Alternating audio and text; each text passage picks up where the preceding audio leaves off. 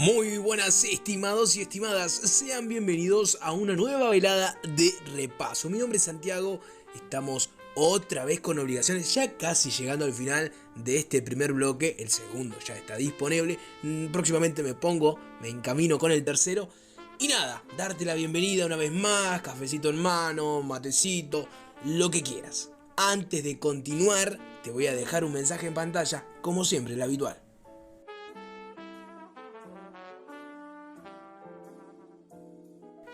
Muy bien estimados, muy bien estimadas, espero que estén listos porque hoy vamos a intentar culminar con este bloque. Sí señores, está decidido, así que se va a extender un poquito a lo mejor, o a lo mejor no sé cuántos temas nos quedan. Pero poco a poco vamos a ir encaminándonos, así que bueno. ¿Qué habíamos quedado la vez anterior? Para hacer un breve repasito. Y bueno, habíamos mencionado el incumplimiento definitivo y el incumplimiento temporal en cuanto a las obligaciones de no hacer. Y bueno, si te interesa desarrollar esos puntos, te recomiendo ver el final del capítulo anterior. Y bueno, vamos a comenzar con lo que nos compete, porque si no después nos falta tiempo y es una locura. Hoy nos toca nada más ni nada menos que obligaciones de dar suma de dinero. Ya sabemos que la suma de dinero es una cosa genérica, pero en este tipo de objetos, en este tipo de cosas, hay un régimen especial, o sea, en cuanto a dinero, que lo es el artículo 1360, 1362 y 1558. Claro está que cuando no menciono qué es porque estamos hablando del Código Civil, sino hago hincapié de dónde es la información. Digo por las dudas, para aclarar. Dinero, estimados, ¿qué es el dinero? Bueno, el dinero es el medio de pago de obligaciones, de curso legal forzoso y poder cancelatorio. Es decir, es todo lo que tiene el dinero, ¿no? El poder cancelatorio, el poder finalizar la obligación con el pago. Referido a una unidad de cuenta que otorga valor relacional a los bienes y servicios en el sistema económico. Esta es la definición que tenemos para comprender qué es el dinero. Acá estamos en la obligación de dar cosa genérica en el régimen especial. Artículo 1360, 1362 y 1558. El 1360 establece que las obligaciones de género son aquellas en que se debe indeterminadamente un individuo de una clase o género determinado. Es decir, la básica para la cosa genérica. Pero bueno, entrelazamos artículos, interpretamos y visualizamos este régimen especial.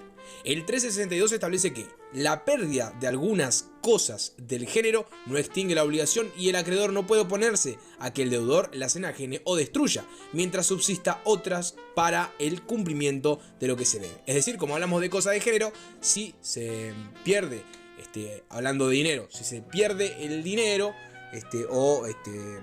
se destruye el dinero, bueno, es una cosa genérica, por lo tanto hay que pagar. No se destruye el género, es decir, tiene que conseguir más dinero para pagar la deuda. Artículo 1558. Las disposiciones precedentes no se extienden a las obligaciones de género o cantidad que perezcan siempre para el Siguiendo por la línea de obligaciones dinerarias, el valor del dinero. Bueno, el valor del dinero varía de acuerdo con la cantidad de bienes que se adquieren con una unidad. Según, acá surgen dos corrientes, los nominalistas, es decir, el nominalismo, y el realismo. El nominalismo determina que el valor del dinero debido se mantiene invariable en el tiempo. Es decir, si yo debo 1000 pesos hoy y en 10 años lo sigo debiendo, bueno, el valor va a seguir siendo 1000. Yo debo 1000, por lo tanto, de acá a 10 años voy a seguir debiendo 1000. Artículo 2199. Y por la otra línea, el realismo. Esta corriente propone que el valor del dinero debido varía en el tiempo de acuerdo con índices de reajustes. Artículo 1, 2, 3, 9 y 10 del Decreto Ley 14.500. Así que de a poquito vamos remándola. Primero vamos con el nominalismo y el artículo 2199. Este artículo establece que si hay alza o baja de la moneda antes del pago, el deudor cumple, no habiendo estipulación contraria, con devolver la suma numérica prestada en la moneda corriente al tiempo que se deba verificarse el pago. Es decir, estamos hablando de un valor inmutable del dinero. Por lo tanto, podría decirse que no nos pueden venir a reclamar más dinero porque existiría una variación de acuerdo a esta postura Y bueno, el deudor debe cumplir con el pago de la misma moneda, la misma suma numérica prestada en la moneda, en caso de que sea un préstamo. Y bueno, el valor del dinero, como ya mencioné, es inmutable. Ahora, la otra cara de la moneda, el realismo. El valor del dinero para estos, varía en el tiempo, de acuerdo a los índices de reajuste. Esto se ve establecido en el artículo 1, 2, 3, 9 y 10 del decreto ley 14500. Se preguntarán, ¿qué nos dice este decreto ley? Bueno, se tendrá en cuenta la variación del valor del dinero desde el nacimiento o exigibilidad de la obligación hasta su pago. El artículo 1 básicamente reajusta en base al IPC. Bueno, entonces podríamos decir que cuando promueve un juicio en moneda nacional, el monto de la moneda se reajusta al valor que tenía por IPC al momento del nacimiento o al momento del efectivo pago. Sabemos que según el artículo 11 podemos modificar todo lo que queramos por la autonomía de las partes, pero no el orden público. En este caso, el decreto de ley es una norma de orden público, por lo tanto las partes no las pueden derogar. Entonces, tenía que cumplir mi obligación en marzo del 2020 y no la cumplí. Bueno, se demanda y el juicio termina en 6 años después. Bueno, la suma aumenta con el cálculo del IPC. Por ejemplo, si fuese el 1000, el índice de marzo, el índice de febrero hasta el 2026. Es decir, se realiza un reajuste, se hace una regla del 3, de 3 para saber cuánto es que incrementa y bueno, ahí se reajusta lo que se debe pagar. Bueno, el artículo 3 de este decreto de ley establece cuándo no se rige o cuándo no rige el ajuste por IPC. Bueno, ¿cuándo es esto? En primer punto, si las partes fijan otro sistema de reajuste en valor de la obligación dineraria. Es decir, puede ser cuando fijan el reajuste al valor del oro, al valor, a una determinada suba del dólar. Es decir, el reajuste está afirmado o fijado por las partes. Ahora, el segundo punto podría ser si la ley fija un sistema especial de reajuste. Esto se ve establecido en el literal B del artículo 3. Y el tercer punto sería la cláusula en moneda extranjera. Bueno, configura un sistema de reajuste. Esto se visualiza en el artículo 10 de este decreto. Entonces acá podemos hacer un punteo. A, B, C y D. En cuanto a en las obligaciones dinerarias, tiene que existir la autonomía privada. Es decir, las partes del contrato pueden fijar el sistema de ajuste en cuanto a qué quieren, en cuanto a qué sistema se quiere regular. Por ejemplo, el ejemplo del oro, el valor del oro, el valor del dólar, y si no, se utiliza el IPC. Ahora, el punto B sería sistemas legales especiales. El artículo 3, literal B del decreto de ley, fija, por ejemplo, el arrendamiento de inmuebles, cómo funcionaría el reajuste. En caso de que no se dé A o B, bueno, recién en ese caso en que la autonomía privada básicamente no esté presente, no haya un sistema legal especial, en caso de que no se dé A o B, entonces rige el nominalismo, es decir, el deudor cumple pagando la suma debida. O sea, se paga lo que se tiene que pagar. Si se dé 1000, se paga 1000, aunque hayan pasado 10 años. Bueno, en cuanto a intereses ahora de las obligaciones dinerarias, hay dos tipos de intereses, que son los compensatorios y los moratorios. Después tenemos a la solemnidad y tenemos a la capitalización. En primer lugar, los intereses compensatorios son aquellos en los cuales se pone precio por el uso del dinero. Es decir, yo presto 100.000 pesos, pero con un interés compensatorio de un 10%. Es lo típico cuando vas a pedir préstamos así, a la diaria. Bueno, te van a prestar tanto dinero, pero con un interés que vos tenés que pagar. En vez de pagar los 100.000 que te prestaron, vas a pagar 105, 110, 115, 120.000 en vez de 100. Esto se ve regulado en el artículo 2205 del Código Civil. Y los intereses moratorios son los daños por la mora en el pago. El interés legal establecido es de un 6%. El artículo 4 del decreto de ley 14500 lo establece. Ahora hablemos de la solemnidad. Esta se ve expresa en el artículo 2205, inciso 4 del Código Civil. Los intereses deberán ser especificados documentalmente en forma expresa, con mención concreta de valores numéricos. Es nula toda estipulación en contrato. Es decir, cuando yo voy a pedir un préstamo, bueno, de forma solemne, o sea, la solemnidad debe estar, es algo intrínseco, es decir, tiene que estar estos intereses especificados documentalmente, porque después me van a decir, sí, pero mirá que tenés un 100% de interés, es decir, pagás 200.000 de los 100.000 que prestaste. No, porque vos tenés que estar o ser consciente de los intereses, y estos mismos, para que tengan solemnidad, han de estar especificados documentalmente. Y bueno, en cuanto a capitalización, hablamos del anatocismo, que sería la capitalización de los intereses de una cantidad prestada. Y bueno, si yo entonces, haciendo en síntesis, si yo presto dinero y no le pongo un interés, es decir, no le pongo una tasa de interés, este préstamo será gratuito. Claro está, porque voy a prestar 100.000 y voy a solicitar que me devuelvan 100.000, no 101.000 o 110.000. Es decir, es un préstamo de tasa o sin tasa, es decir, de interés gratuito. Pero si yo busco obtener un interés, los intereses obligatorios yo los puedo pactar. Es decir, si yo te presto 100.000, pero con un 20% de interés, ¿lo aceptás o no lo aceptás? En caso de que yo no haya pactado ese 20%, el Estado, es decir, se fija automáticamente, el Estado fija ese 6% de interés legal. Disculpen la trabadera, es que es un tema muy complicado. Y ahora, según el artículo 1348 del Código Civil, los daños que se deben son los intereses moratorios. Es decir, yo estipulo prestar 100.000 pesos y me lo han de devolver el 1 de enero y pasa ese plazo, bueno, se hace un cálculo y dependiendo del plazo que se haya excedido antes de devolver el dinero, bueno, los daños que se deben son los intereses moratorios. Es decir, el daño que se generó pasa a convertirse en interés moratorio. No es necesario probar los daños. ¿Por qué?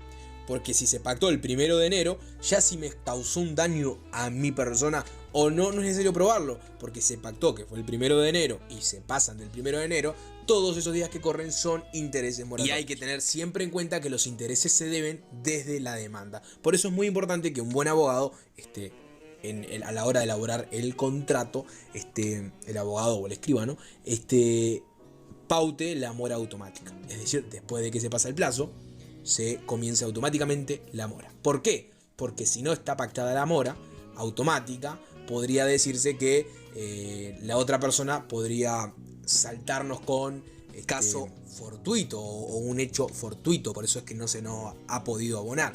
Es mejor tener pautada ya en el contrato la mora automática para que ya empiece a correr estos intereses moratorios, porque si no los intereses se van a empezar a generar desde que se interpone la demanda. Muy bien, estimados, dejamos este temita, nos apartamos de las obligaciones monetarias. Ahora pasamos a obligaciones alternativas. Concepto de obligaciones alternativas.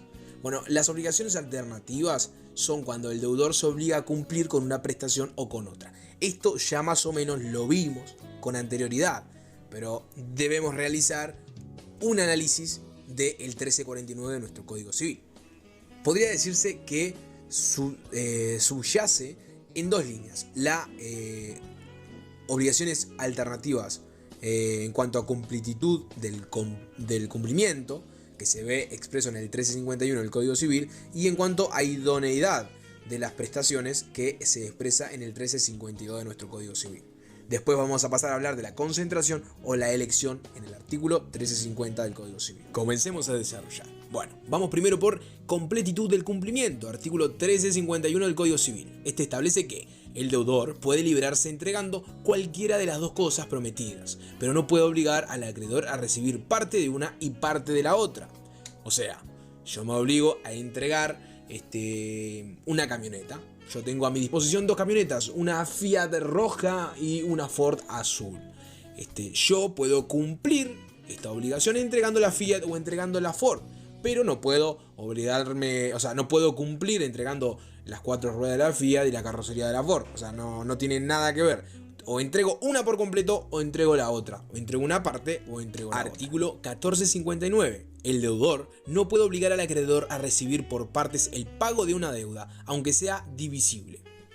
Ni aún basta ofrecer todo el capital si devenga intereses. Estos son un accesorio que el deudor debe pagar con el capital, si lo que puede el acreedor negarse a recibirlo. Bueno, ahora pasamos a idoneidad de las prestaciones, artículo 1352 del Código Civil. Este artículo establece que si una de las dos cosas prometidas no podía ser materia de la obligación, se considerará esta pura y simple, aunque contraída como alternativa. Ahora, concentración o elección, artículo 1350 del Código Civil. La elección pertenece siempre al deudor si no se ha concebido expresamente a el acreedor. Si el que ha de hacer la elección muere sin ejecutarla, el derecho pasa a sus herederos. ¿Qué nos quiere decir? Bueno, básicamente yo como deudor, si no está pactado expresamente que esta facultad la tenga el acreedor, puedo elegir entre la camioneta Fiat o Ford a la hora de entregar la camioneta que le debo.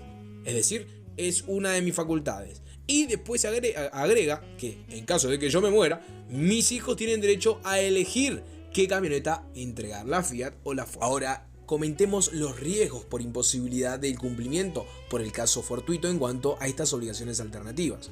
Bueno, en cuanto a riesgo por imposibilidad de cumplimiento por caso fortuito, nos remite a la elección del deudor en el artículo 1353 del Código Civil y la elección del acreedor en el artículo 1354 del Código Civil. El 1353 establece que la obligación alternativa se convierte en simple si una de las dos cosas prometidas perece, aunque sea por culpa del deudor y no puede ser entregada. Es decir, si hay dos cosas, si hay dos camionetas y tengo que entregar una de ellas, y yo puedo elegir entre las dos, en caso de que una de estas perezca, es decir, se destruya, bueno, pasaría a ser una obligación simple, es decir, yo tendría que entregar la camioneta que me queda. Es una obligación simple porque es de entregar un vehículo, ya no tengo alternativa a elegir, pasa a ser simple por esa simple razón. En este caso, el deudor debe entregar la que hubiera quedado sin que ni él cumpla con ofrecer ni el acreedor pueda exigirle el precio de la otra. Es decir, el acreedor no me va a exigir, ay no, pero yo quería la Ford, no, porque no era su facultad, le doy la Fiat porque la Ford se destruyó, no me puede exigir un monto monetario por la Ford que quería, no, le voy a dar la Fiat porque es mi elección y le tengo que dar no solamente porque es mi elección, sino que es la única que me queda para poder ofrecerle. Y más abajo, en el otro inciso, el mismo artículo establece que si ambas han perecido y solo por culpa del deudor, este debe entregar el precio de la última que ha perecido. Es decir, si tenía dos camionetas, la Fiat y la Ford, y yo tengo que entregar una camioneta y perecen las dos, pero perece por último la Ford, y puede que sea más cara la Ford que la Fiat, o no importa, tengo que pagar la última que se extinguió, es decir, tengo que pagar la Ford. En caso de que la Ford valiera menos, bueno, marcho, igual le tengo que pagar la Ford. Ahora, en cuanto a elección del acreedor, el artículo 1354 del Código Civil establece algunas pautas de lo que sucedería si, bueno, hubiese recaído mediante un convenio la elección en manos del acreedor. Bueno, las reglas son las siguientes. 1. Primera regla. Si una de las cosas ha perecido sin culpa del deudor, este cumple con entregar al acreedor la que haya quedado. 2. Si pereció por culpa del deudor, podrá el acreedor reclamar a su elección la cosa que haya quedado o el precio de la otra. Eso es muy importante. Y 3. Si han perecido las dos cosas por culpa del deudor respecto de las dos o de una de ellas, el acreedor puede reclamar a su arbitrio el precio de cualquiera de las dos. 4. Si las dos cosas han perecido sin culpa del deudor, la obligación se extingue. Esto último es muy pero muy importante. ¿Por qué es muy importante? Porque si las cosas perecen, aunque el acreedor teniendo el punto de vista del acreedor, yo puedo elegir, soy acreedor, puedo elegir con qué camioneta quiero abastecerme porque ya lo pactamos, la Fiat o la Ford. Bueno, en caso de que ambas camionetas perezcan, pero sin culpa de quien me debe, bueno, la obligación se extingue porque no va a haber con quién pagar, no va a tener con qué pagarme, y no fue su culpa, sino que se extinguió por caso fortuito, por ejemplo. Pero si una de las dos se extingue por culpa del deudor, bueno, yo tengo la potestad de elegir la camioneta que está o la potestad de decir, bueno, pagame lo que valía la otra. Y en caso de que se extingan las dos por culpa del deudor, yo tengo la potestad de decir, bueno, pagame la Ford que sé que vale más, pagame. Ahí cerramos con obligaciones alternativas y ahora pasamos a obligaciones facultativas. Las obligaciones facultativas, concepto. El deudor debe una prestación específica, pero puede cumplir con otra accesoria. Artículo 1357 del Código Civil. Incumplimiento de una obligación facultativa. Bueno, el acreedor solo puede reclamar la prestación debida. Artículo 1358 del Código Civil. Realicemos una lectura del 1357. Este establece que obligación facultativa es la que tiene por objeto una cosa determinada, pero concediéndose al deudor la facultad de pagar con esta cosa o con otra que se designa.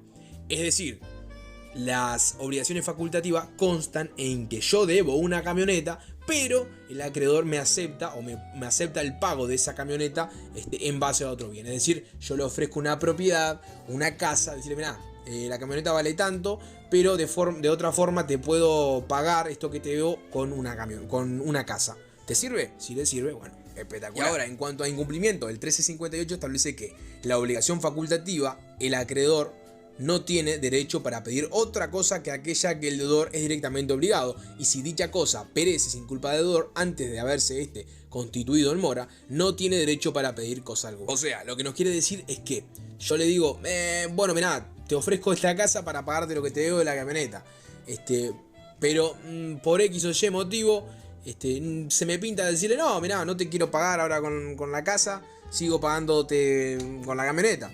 Y el tipo dice, no, pero yo quería la casa, ahora pagame la casa. No, el acreedor no tiene derecho a pedir la otra cosa. Es decir, siempre tiene derecho a pedir lo que se le debe. Si le debo la camioneta y le ofrecí una casa y después me arrepentí, bueno, él me tiene siempre que exigir la camioneta. No se pudo haber ilusionado con la casa, ya está, no te voy a la casa, no te la doy. Muy bien, estimados, ya terminamos con esta. ¿Vieron que es cortita? Es re linda esta. Ahora, el siguiente tema es una de las clasificaciones que expresa nuestro Código Civil en cuanto a los contratos.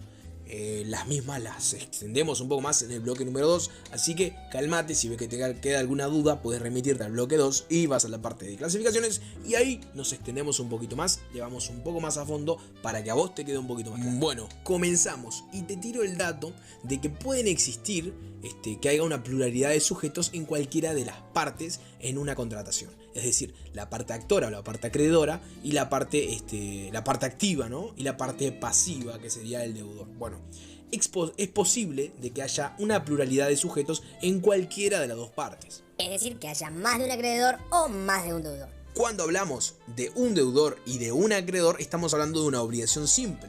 Es decir, solamente hay un individuo en cualquiera de estas posiciones. Pero en algunos, en estos casos donde hay pluralidad en cuanto a deudores y en cuanto a acreedores, en cuanto a activos y en cuanto a pasivos, podría decirse, estaríamos hablando de mancomunadas o obligaciones conjuntas. Es decir, hablamos de obligaciones mancomunadas cuando hay pluralidad de sujetos en al menos una de las partes. Hay más de un deudor, hay más de un acreedor. A su vez, estas mancomunadas se subdividen en mancomunadas simples, donde se integra a la categoría de obligaciones divisibles e indivisibles. Y bueno, ahora paso a hacerte mención del artículo 1388, el cual da inicio a esta clasificación y bueno, posteriormente el 1389 también la continúa.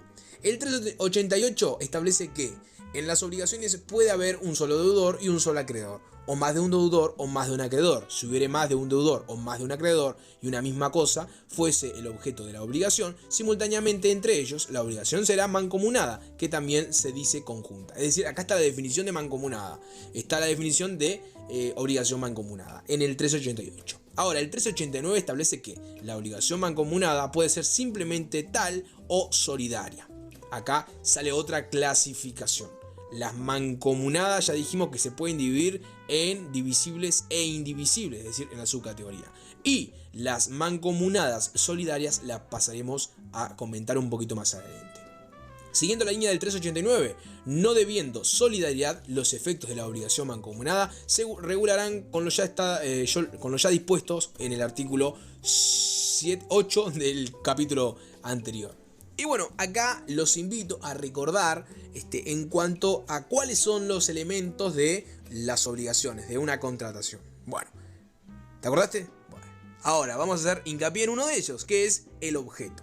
Recuerdan que, bueno, se discute que el objeto fuera la prestación, el bien en sentido material, etc. Siempre debemos recordar que si hablamos de un solo deudor o de un solo acreedor, no se puede aplicar esta clasificación de mancomunada, porque las mancomunadas solamente existen cuando hay una pluralidad de deudores o de acreedores, o hay uno en un lado y una pluralidad en un lado, o uno en el otro, o una pluralidad en el otro. Es decir, si no sería una obligación relacional o una relación obligacional, ahí mejor simple, porque habría un deudor y un acreedor. También los invito a la lectura del 375, a la relectura, porque ya lo vimos, que este artículo establece en sí cuándo son una obligación es divisible o cuando una obligación no lo es.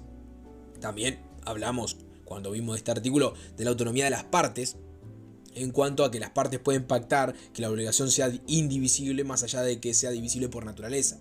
Por ejemplo, la obligación monetaria por naturaleza es posible, pero si se pacta que no lo es, en cuanto al contrato, bueno, aunque sea por naturaleza divisible el dinero, no lo será en esta situación. Así que entonces, este artículo, el 1375, establece un criterio material. Si se puede dividir o no se puede dividir.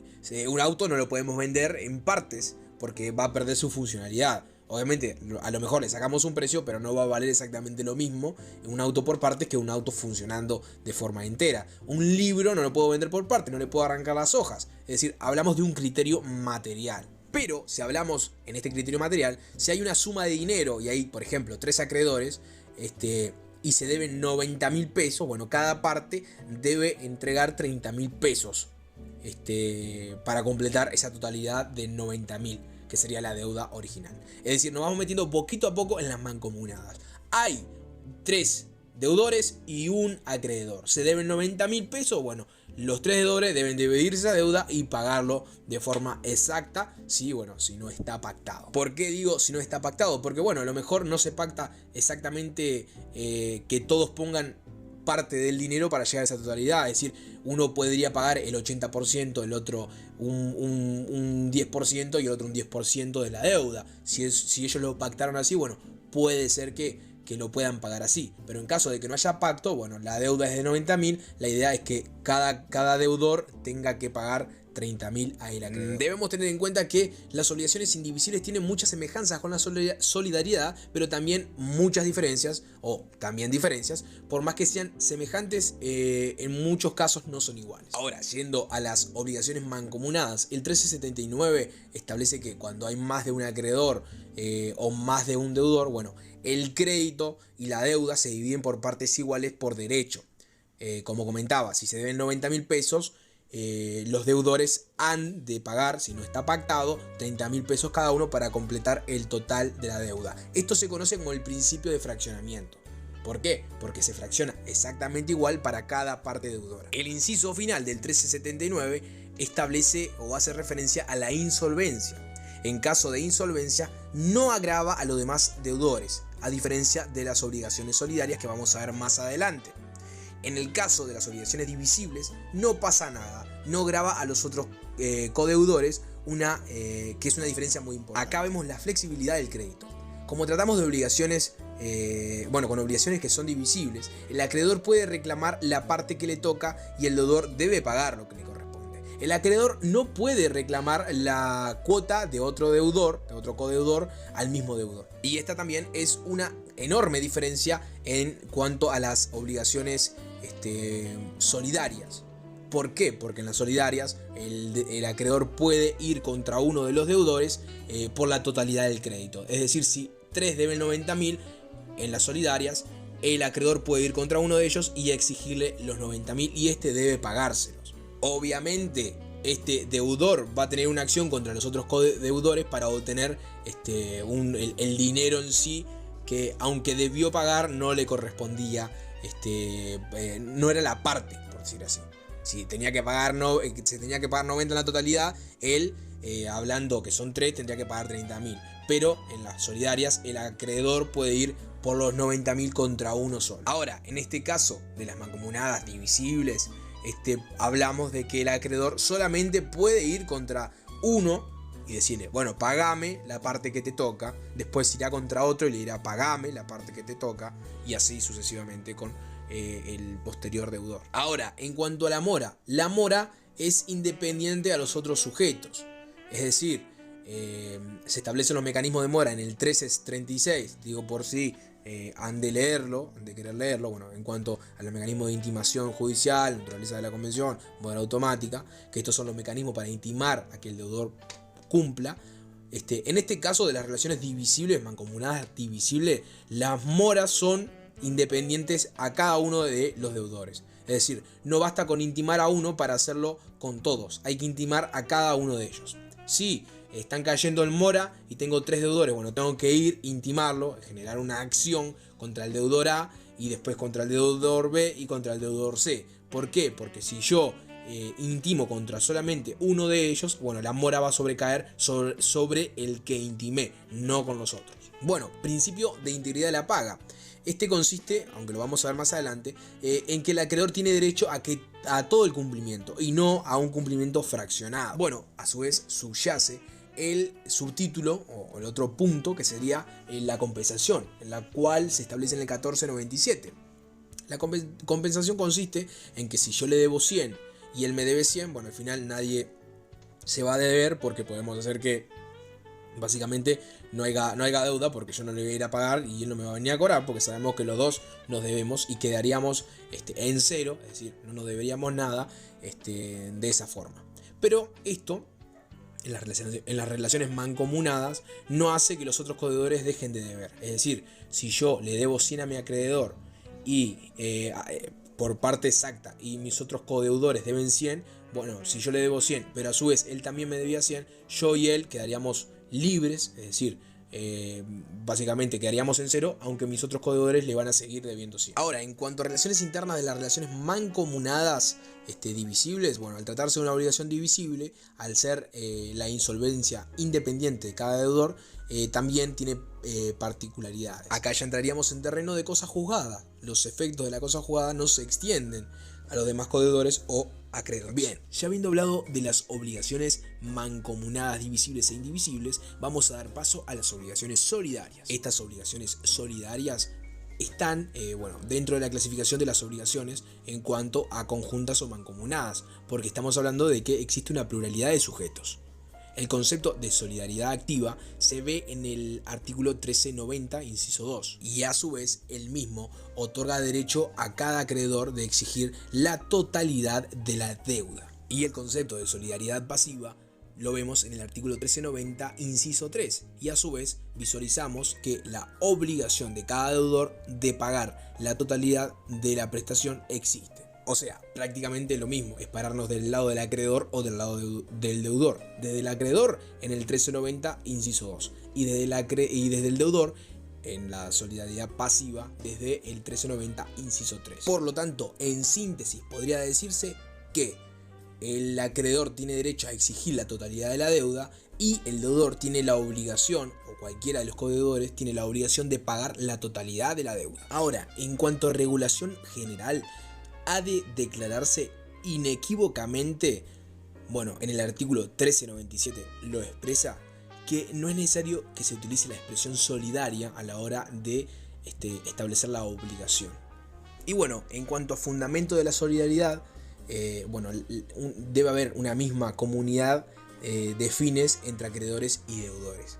La ventaja para el acreedor, bueno, es que facilita el cobro del crédito y presta solución a la insolvencia de uno de los deudores, y a su vez se visualiza la intransmisibilidad por sucesión, es decir, según lo establecido el 1395, no se transmite a los herederos del acreedor o del deudor solidario, a diferencia de la indivisibilidad material. Es decir, las obligaciones mancomunadas solidarias no se transmiten a los herederos, no se transmite la solidaridad, como si ocurre en las mancomunadas divisibles o indivisibles. Debemos entender que estamos hablando de regímenes completamente diferentes en cuanto a mancomunadas divisibles e indivisibles y mancomunadas solidarias. Estamos hablando de cosas diferentes. Las solidarias tienen otros efectos en cuanto a insolvencia, en cuanto a exigibilidad, poco a poco, cosas que ya hemos respondido y hemos hilado en una conclusión. Ahora vamos con la solidaridad activa, es decir, obligaciones mancomunadas solidarias activas. Acá estamos hablando de las relaciones externas entre los acreedores solidarios y el deudor. Se visualiza en el 1396. A. Cualquier acreedor tiene derecho a exigir y recibir la totalidad de la deuda. Esto se establece en el 1390, inciso 2. B. El pago hecho a uno de los acreedores libera al deudor de los otros acreedores. Y C. La interrupción de la prescripción por uno de los acreedores favorece a los otros. Artículo 1235, a diferencia de su suspensión, artículo 1243 y 1244. Entonces, ¿qué queremos decir acá? Bueno, es verdad que en la solidaridad activa o en las relaciones mancomunadas, obligaciones mancomunadas solidarias, el acreedor tiene la potestad de ir contra cualquiera de los codeudores por la totalidad del precio. Pero a su vez, si el acreedor perdona a uno de los codeudores, si no se establece expresamente que perdona a uno solo de ellos, bueno, básicamente va a perdonar a todos, es decir, no va a haber una deuda. Y a su vez, como el acreedor tiene la potestad de exigir la totalidad del pago a uno de los codeudores o de los deudores, bueno, al pagar va a liberar a todos los codeudores, es decir, si deben 90.000 entre los tres, el acreedor tiene la potestad de exigir los 90.000 a uno de ellos, y con que uno de ellos ya pague, los otros ya se van a quedar liberados. Después se arreglarán entre ellos en la interna, pero estos tres van a quedar liberados. En caso de que haya más de un acreedor, bueno, el deudor puede pagarle a cualquiera de los acreedores que le venga a solicitar reclamo, pero hay una excepción que dice que salvo que haya sido demandado jurídicamente, en cuyo caso debe pagarle al que lo haya demandado. Es decir, si hay tres acreedores y uno de ellos me demanda y el otro me viene a solicitar el pago a mí, le digo, no, para un cacho que ya me demandó, le tengo que pagar al que me demandó. Siguiendo la misma línea de la solidaridad activa en cuanto a relaciones internas entre los acreedores solidarios, ya hablamos de las relaciones externas. Ahora, las internas se ven en el 1397. Esta se establece que el acreedor que recibe el pago o hace remisión de la deuda debe pagarle a los otros acreedores la parte que les corresponde. Es decir, los otros acreedores van a tener una acción de regreso sobre aquel que cobró el monto que se le debía. Y bueno, ¿cómo se divide el crédito entre los acreedores? Bueno, en primer criterio sería en partes iguales. Todos los acreedores, si le debían 90.000 a los tres, bueno, van a recibir 30.000 los tres. Y el segundo criterio es el que hayan acordado las partes. Si acordaron ellos de que uno va a recibir 10.000, el otro va a recibir 70.000, el otro 10.000, bueno, es un acuerdo entre la autonomía y la voluntad de las partes. Ahora, en cuanto a solidaridad pasiva, cambiamos de la activa a la pasiva. Bueno, relaciones externas entre los deudores solidarios y el acreedor. Esto se visualiza en el 1398. A. Cada uno de los deudores está obligado a pagar la totalidad de la deuda, que ya lo mencionamos, está en el 1390, inciso 3. B. El acreedor puede demandar el pago a cualquiera de los deudores, aunque haya demandado a alguno de ellos primero. Es decir, ya lo que vimos. Si se nos demanda que paguemos, bueno, tenemos que pagarle al que se nos demandó. Pero el acreedor tiene la potestad de que si me demanda a mí, pero después le va a cobrar al otro, el otro le debe pagar de igual manera. C. La demanda contra un deudor interrumpe la prescripción respecto a los demás deudores. Artículo 1240, inciso 1. D. El reconocimiento de la deuda por uno de los deudores implica que todos la reconocen. Es decir, cuando hay más de un deudor y uno reconoce la deuda, al ser mancomunados en una solidaridad pasiva, implicaría que todos reconocen que se deben estos 90.000 pesos, por ejemplo. E. Los intereses moratorios, obligación de dar suma de dinero, artículo 1348, corren desde la demanda o a cualquiera de los deudores. Es decir, ya como vimos en las divisibles, que no era una solidaridad, cuando hablamos de mancomunada divisible, dijimos que tenía que ir uno por uno demandando que, bueno, están en mora para que empiece a correr la mora. Bueno, en estos casos de solidaridad, con que se demande solamente a uno por mora, los demás ya empiezan ya empieza a correr la demanda, ya empieza a correr la mora sobre todos los deudores. F. El pago de cualquiera de los deudores libera a todos los deudores, al igual que la remisión total del crédito a uno de los deudores. Artículo 1521, inciso 1. Es decir, si yo pago a mi acreedor, todos los demás deudores ya no van a ver nada porque yo tengo que pagar la totalidad. Pero si el acreedor me perdona a mí, es decir, me perdona que no pague, no tengo que pagar porque él me perdona, sí, entre comillas, no hay más forma de explicarlo, básicamente va a perdonar a todos los demás, a no ser que existe una excepción que diga, bueno, perdono al deudor A expresamente, no al B y C.